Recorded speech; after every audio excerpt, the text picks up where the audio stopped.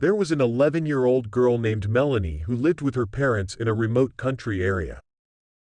Every morning, the journey to her school took almost 1 hour. She had a lot of friends in school, but because she lived so far away from them, she spent most of her evenings alone. Melanie began to grow very lonely. For her birthday, the young girl's parents decided to buy her a smartphone. They told her she could use it to keep in touch with her friends after school. However, Melanie found that her friends were often too busy to chat to her on the phone in the evening. Her feelings of isolation only grew worse. Then, Melanie's mother had an idea. She suggested that it might be good for her daughter to have a pen pal.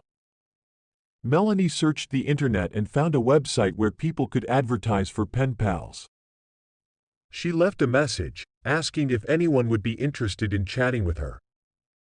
A few hours later, Melanie's mobile phone buzzed and she found that she had received an email from someone named Fred. The subject line read, "Friend wanted," and it contained a short message. "Hi, I read your post online. I'm lonely too. Would you like to be pen pals?" Melanie was delighted and immediately accepted the offer. From that moment on, she had a new pen pal. They exchanged emails on a daily basis and soon they were the best of friends, despite the fact that they had never actually met in person. As they chatted, Melanie began to realize that she had feelings for the boy. She wondered if he would be her first boyfriend. He was so easy to talk to, often had witty things to say and always made her feel good. However, the girl began to feel that the conversation was very one-sided. The boy was always asking questions and seemed reluctant to write about himself. He knew all about her, but she didn't even know which school he attended or where he lived. One day, the boy sent Melanie an email asking if he could call her. "That way we can talk directly, and besides, I'd love to hear the sound of your voice." Melanie wrote back to him, saying, "Yes, I'd really like that. Here's my number. Call around 8 p.m. tonight." The young girl was very happy and couldn't wait to talk to him.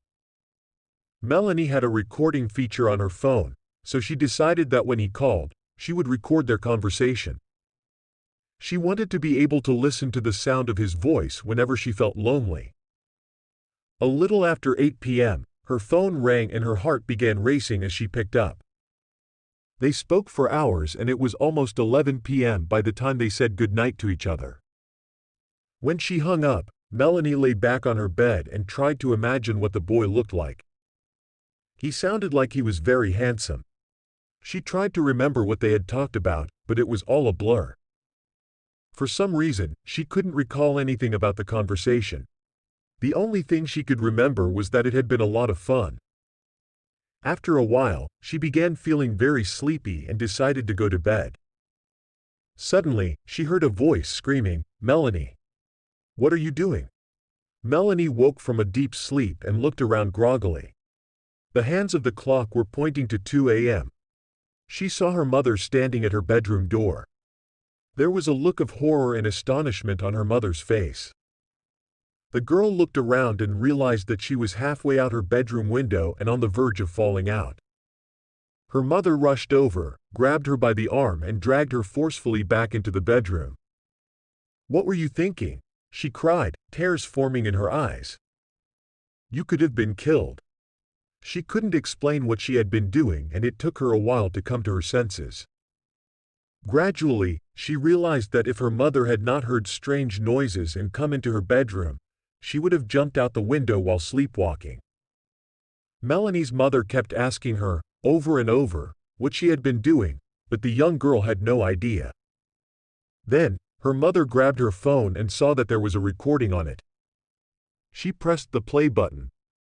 The mother and daughter sat together on the bed, listening as the male voice on the recording repeated over and over, "Jump out the window and kill yourself at 2 a.m. tonight." I hope you enjoyed this scary horror story for bedtime.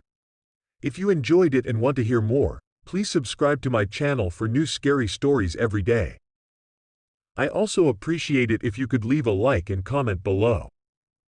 Thanks for watching and I'll look forward to scaring you in the next one.